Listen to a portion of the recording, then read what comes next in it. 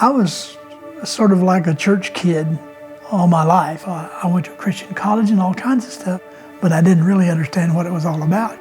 I didn't have that real personal peace and joy inside, but I longed for it. I went on down through my life, and we ended up moving to Phoenix. I went to drive a truck for one of the trucking companies here, and we heard about Scottsdale Bible Church. When I came here, they found out that I had majored on trombone, so they right away switched me over into the church's orchestra, which at that point was only about 12 or 14 people, you know. And then I began to get closer and closer to finding that personal relationship. I just didn't realize that I wasn't really where he wanted me to be yet. So he introduced me to diabetic complications.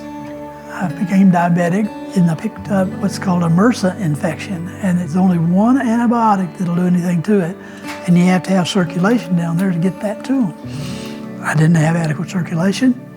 It was eating my feet from the toes and then starting on up. And so they had to do a below-the-knee amputation. I said to the Lord, I guess if you need a one-legged man, I'm it.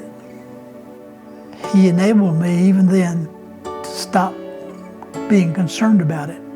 I came out of the hospital and a guy was standing there outside the front door, and he says, what happened to you, buddy? And I said, okay, Lord, here we go.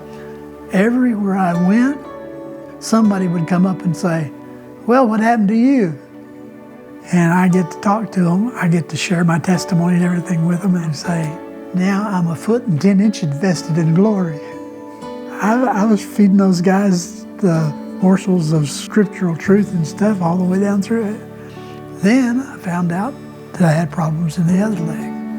And it got infected, started swelling up and different things like that. So they took the other one off.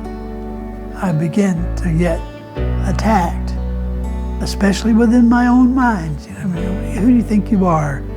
Your life is over. You're not going to be able to make any difference in anybody's life. And it suddenly occurred to me, I'm not a one-legged man anymore. I'm a defeated man. Except I'm not defeated because I have the power of the Lord in a way I never had it before. I'm actually probably a dozen times better off now than I was when I had my legs and didn't really have that close relationship that I needed with the Lord.